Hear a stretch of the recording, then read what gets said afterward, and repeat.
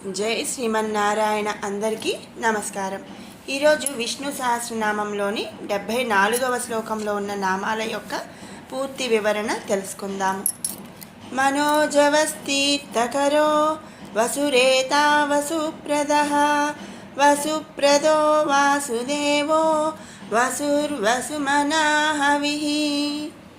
మనోజవః సర్వాంతర్యామి అయిన పరమాత్ముడు సృష్టినందు అణువణువును కూడా ఆవరించి ఉన్నాడు. మరి ఈ సకల సృష్టి మరి దేవతలలో మరి అలాగే పంచభూతాలు అన్నిటిలో కూడా అంతర్యామిగా ఉన్నది శ్రీమన్నారాయణుడే. మనసు కన్నా వేగమైనది అతడి దృష్టి మాత్రమే. అటువంటి వేగమైన దృష్టిని కల కన్నులను కలిగి ఉన్నవాడు అని చెప్పి ఈ నామము యొక్క అర్థం అన్నమాట. మనోజవః, మనో అంటే మనసు అన్నమాట. మనసు కన్నా కూడా మరి మనసు ఎంతో వేగమైనదన్నమాట. మరి అలాంటి మనసు కన్నా కూడా ఇంకా వేగమైనది ఆ స్వామి యొక్క దృష్టి. ఈ సకల సృష్టి కూడా ఆయన చూస్తూనే ఉంటాడనమాట. అలా మరి మనసు కన్నా కూడా వేగమైనటువంటి దృష్టి కలిగినటువంటి వాడు శ్రీమన్నారాయణుడు కనుక, అలాంటి దృష్టిని గల కన్నులను కలిగి ఉన్నవాడు కనుక స్వామిని ఇక్కడ మనోజవః అనే నామముతో మనం స్తుతించుకుంటున్నాము. తర్వాత నామం తీర్థకరః. పరమాత్ముడి సన్నిధిని మించిన పుణ్యతీర్థం అనేది మరొకటి లేదు. భక్తుల కొరకు గంగా ఇత్యాది పుణ్యతీర్థములను సృజించినవాడు శ్రీమన్నారాయణుడనమాట. తీర్థము అంటే పుణ్యతీర్థము, కరహ అంటే మరొకటి, కరము అంటే ఉన్నదనమాట. పరమాత్ముడి సన్నిధే అన్ని పుణ్యతీర్థాలలో కంటే కూడా మరి ఎంతో పుణ్యమైనటువంటి పుణ్యతీర్థము అని చెప్పవచ్చు అన్నమాట. అందుకనే స్వామిని మనం ఇక్కడ తీర్థకరః అనే నామముతో స్తుతించుకుంటున్నాము. అంటే ఇక్కడ ఏంటి అర్థం అంటే, మరి కొంతమంది అన్ని పుణ్యతీర్థాలు తిరిగి చూడగలుగుతారు, కొంతమంది చూడలేకపోవచ్చు. మరి అలాంటి వాళ్ళు స్వామి సన్నిధిని మరి అంతా నువ్వేనయ్యా, నిన్నే ఆశ్రయించాము అని చెప్పి మనం ఆయన దగ్గర ఉన్నా కూడా ఆయన సన్నిధి మించినటువంటి పుణ్యతీర్థము ఇంకేదీ లేదు అని మనం ఇక్కడ అర్థం చేసుకోవాలి. అందుకనే స్వామిని మనం ఇక్కడ తీర్థకరః అనే నామముతో స్తుతించుకుంటున్నాము. తర్వాత నామం వసురేతాః. వసురేతాః లోక కళ్యాణం కొరకు తన తేజస్సు కారణముగా అవతార పురుషులను ఉద్భవింపచేసిన వాడు శ్రీమన్నారాయణుడు. మరి మనం చూస్తే ఇంతకు ముందు కూడా చెప్పుకున్నాము, స్వామి దశావతారాలు మరి ఉద్భవించాడు. ఇలా మరి లోక కళ్యాణం కొరకు తన తేజస్సు కారణముగా, అంటే ఇవన్నీ కూడా ఆయన యొక్క అంశలే. దశావతారాలు కూడా శ్రీమన్నారాయణుడి యొక్క అంశలన్నమాట. మరి ఆ విధంగా ఆయన తేజస్సు కారణముగా అవతార పురుషులను ఉద్భవింపచేసినవాడు. ఈ దశావతారాలే కాకుండా మరి ఇంకా అంటే రామావతారం చూస్తే మరి రాముడు, లక్ష్మణుడు, మరి భరత శత్రుఘ్నులు, ఆంజనేయ స్వామి, అలాగే సుగ్రీవుడు, మరి జాంబవంతుడు, ఇట్లా అలాగే మరి ఇక ద్వాపర యుగం చూసుకుంటే పాండవులు కానీ మరి ఎంతోమంది, మరి భీష్మ పితామహులు, ఇలా ఎంతోమంది మరి అవతార పురుషులు అనేవాళ్ళు ఉన్నారనమాట. ఇలా ప్రతి యుగంలో కూడా ఎంతోమంది అవతార పురుషులు, మునులు, ఇట్లా చాలామంది ఉన్నారు. వాళ్ళందరూ కూడా లోక కళ్యాణం కొరకు స్వామి తేజస్సు ద్వారా మరి చేశాడు. శ్రీకృష్ణ పరమాత్ముని తేజస్సు కారణంగా జన్మించాడు. లోకంలోని తమోగుణము కలవారిని అజ్ఞానము నుండి రక్షించుటకు శ్రీకృష్ణ పరమాత్ముడిగా అవతారం ధరించాడు శ్రీమన్నారాయణుడు అనమాట. అందుకనే స్వామిని మనం ఇక్కడ వసురేతాః అనే నామముతో స్తుతించుకుంటున్నాము. తర్వాత నామం వసుప్రదః. ఇక్కడ వసు అంటే ఏంటండి? మోక్షము. ప్రదః అంటే ఇచ్చేవాడనమాట, ప్రసాదించేవాడు. మోక్షము తన భక్తులకు మరి ప్రసాదించేవాడు శ్రీమన్నారాయణుడు. దేవకి వసుదేవులకి కుమారుడిగా జన్మించినవాడు శ్రీమన్నారాయణుడు. మరి ఇక్కడ మనం చూస్తే వసు అంటే మోక్షం అనుకోవచ్చు, అలాగే వసుదేవుడు. భక్తులకు మోక్షాన్ని ప్రసాదించేవాడు కాబట్టి వసుప్రద అన్నాము. అలాగే వసుదేవుడికి కుమారుడిగా జన్మించాడు కాబట్టి స్వామిని వసుప్రద అని మనం చెప్పుకుంటున్నామన్నమాట. ఈ విధంగా మరి స్వామిని మనం ఇక్కడ వసుప్రద అనే నామముతో స్తుతించుకుంటున్నాము. మనం ఈ శ్లోకంలో చూస్తే 2 సార్లు వసుప్రద అని వస్తుంది. మొదటి లైన్లో వసుప్రద అని వస్తుంది, తర్వాత మళ్ళీ వసుప్రదో వాసుదేవ అని చెప్పి వస్తుందన్నమాట. ఇక్కడ మరి తర్వాత నామం మళ్ళీ వసుప్రద. వసుదేవుని పుత్రునిగా జన్మించుట చేత దేవకీ వసుదేవులకు గౌరవమును ప్రసాదించినవాడు.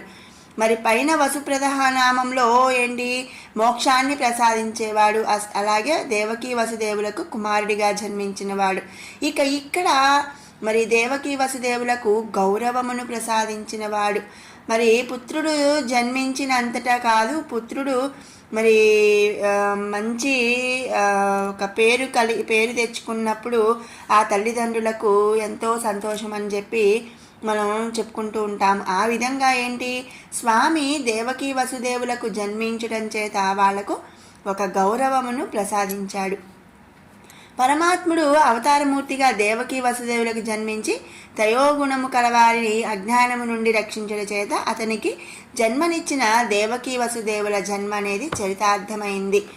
ఏంటి మరి ఇప్పుడు మనం చూస్తే చూడండి, ఒక మంచి పిల్లవాడు ఉన్నాడు అనుకోండి, లేదు ఒక మంచి అమ్మాయి ఉంది, మరి ఎవరైనా కూడా ఏం చెప్తారు, వీళ్ళు మంచి పనులు చేస్తున్నారనుకోండి, వాళ్ళ తల్లిదండ్రులు ఎంతో అదృష్టం చేసుకున్నారు, లేకపోతే వాళ్ళ తల్లిదండ్రులు ఎంతో పద్ధతిగా పెంచారు, మరి మంచి నడవడిక నేర్పించారు, ఇలా మనం తల్లిదండ్రుల్ని మనం గౌరవిస్తాము. అదేవిధంగా ఇక్కడ ఏంటి, మరి ఏదైనా ఒక చెడ్డ పని చేశారనుకోండి, వాళ్ళ తల్లిదండ్రులు మరి వాళ్ళని ఒక మంచి పద్ధతి నేర్పించలేదు, లేదా వాళ్ళను మరి చెడ్డవారిగా చేశారు అని కానీ ఇలా తల్లిదండ్రుల్ని మనం అంటూ ఉంటాము. ఇక్కడ ఏంటంటే స్వామి తయోగుణము కలవారిని అజ్ఞానము నుండి రక్షించడం చేత అతనికి జన్మనిచ్చిన దేవకీ వసుదేవుల జన్మ అనేది చరితార్థమైనది. ఎంతో అదృష్టం ఉంటే కానీ మరి శ్రీకృష్ణ పరమాత్ముడు, మరి ఆ శ్రీమన్నారాయణుడు తన గర్భమున జన్మించాడు కదా, అందుకని అంటే మరి ఆ విధంగా మరి శ్రీకృష్ణ పరమాత్ముడికి జన్మనివ్వటం ద్వారా గౌరవమును ప్రసాదించాడు. మరి ఆయన యొక్క తయోగుణము కలవారిని అజ్ఞానము నుండి రక్షించిన దాని ద్వారా వారి జన్మ అనేది చరితార్థమైనది. అందుకనే ఇక్కడ స్వామిని మరి దేవకీ వసుదేవులకు గౌరవమును ప్రసాదించాడు కాబట్టి వసుప్రద అనే నామముతో మనం స్తుతించుకుంటున్నాము. తర్వాత నామం వాసుదేవ. ద్వాపర యుగమునందు వసుదేవుని కుమారునిగా జన్మించిన వాడు శ్రీమన్నారాయణుడు. వసుదేవుని కుమారుడు శ్రీకృష్ణ పరమాత్ముడు, అతడు శ్రీ మహావిష్ణువు యొక్క అవతార పురుషుడు అనమాట. కాబట్టి ఇక్కడ వసుదేవుని కుమారుడు కాబట్టి స్వామిని మనం వాసుదేవ అనే నామంతో మనం స్తుతించుకుంటున్నాము. తర్వాత నామం వసుహు.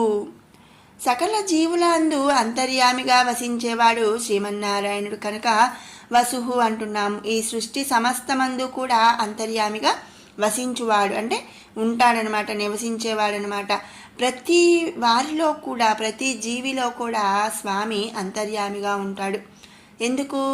ఆత్మే పరమాత్మ, మరి ఆ పరమాత్మే మన ఆత్మరూపంలో మనలో ఉంటుందన్నమాట.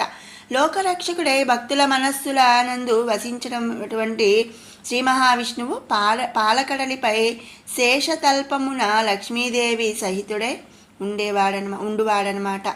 ఏంటి మరి ఇక్కడ చూడండి, ప్రతి వారిలో కూడా ఈ సృష్టిలో ప్రతి సమస్తం ఈ సృష్టి అంతా కూడా అంతర్యామిగా వసించేవాడు, మరి అందరిలో కూడా అంతర్యామిగా ఉండేవాడు కాబట్టి, అందరి మనసులలో కూడా నివసించేవాడు కాబట్టి స్వామిని మనం ఇక్కడ వసుహు అనే నామముతో స్తుతించుకుంటున్నాము. తర్వాత నామం వసుమనాహ. వసుమనాహ పాలకడలిలో శేషతల్పమునందు శయనించి ఉన్నప్పటికీ కూడా శ్రీ మహావిష్ణువు మనసునందు వసుదేవునిపై ప్రేమానురాగములు కలిగి ఉన్నవాడు. లేదా ఇంకొక రకంగా మనం ఏం చెప్పుకోవచ్చు అంటే, వసు అంటే వసుధ అంటే భూమి, మరి భూమి మరి అని వసు అంటే వసుధ అనగా మరి భూమి అనే అర్థం ఉంది కాబట్టి వసువునకు భూమి అను అర్థమందు పాలకడలియందు శ్రీ మహావిష్ణువు శయనించి ఉన్నప్పటికీ భూమిపై గల వారిని గమనించేవాడు అని చెప్పి మనం ఇక్కడ చెప్పచ్చు. వసు మనహ, మనహ అంటే మరి గమనిస్తూ ఉండేవాడు, అలాగే మరి ఉన్నవాడనమాట.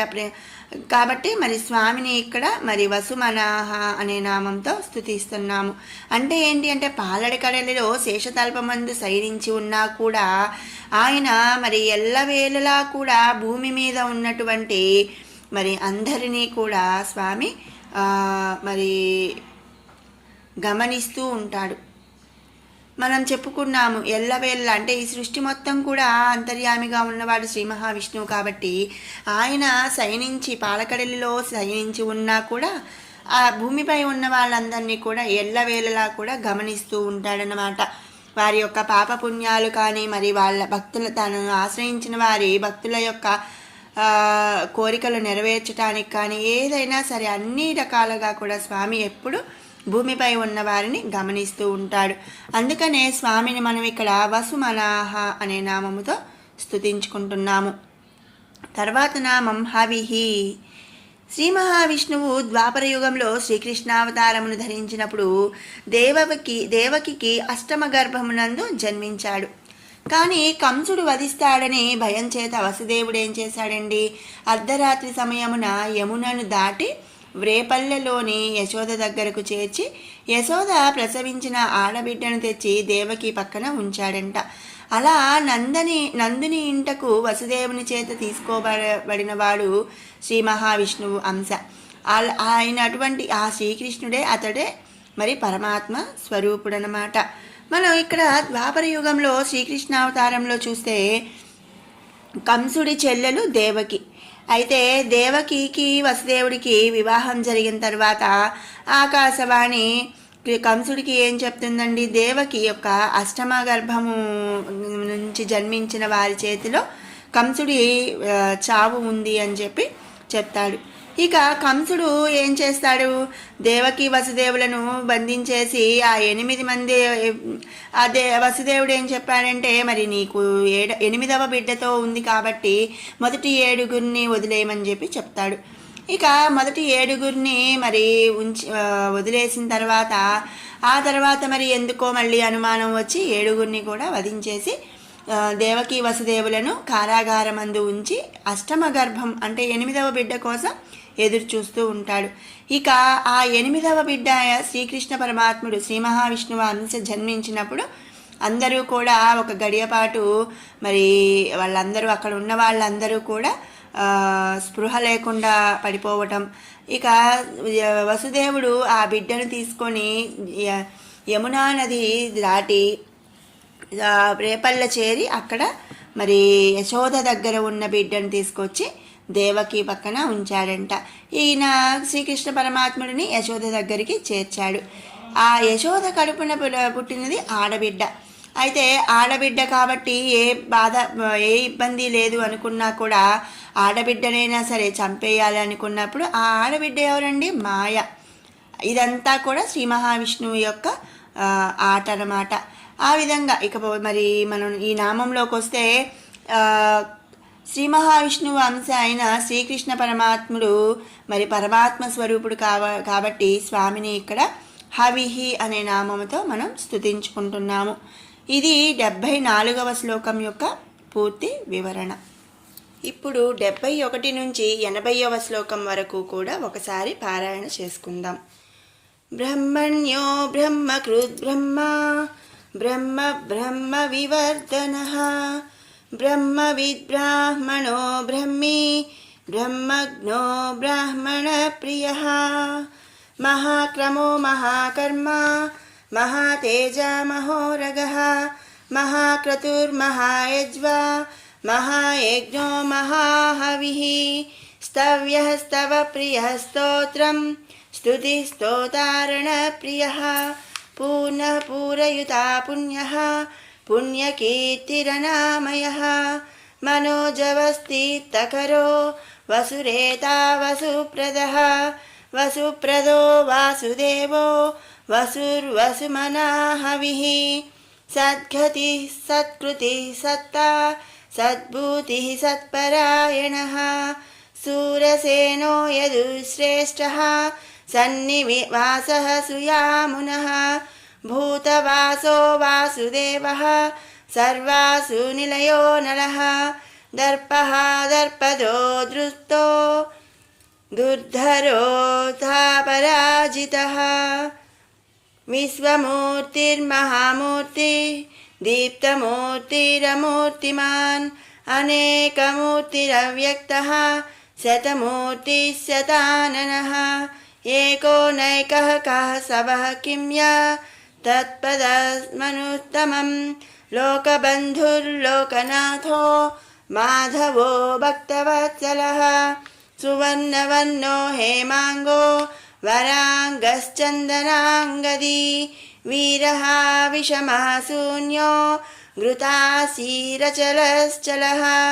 अमानीमानदो मान्यो लोकस्वामी त्रिलोकधृत् सुमेधा मेधजो धन्यः सत्यमेधाधराधरः।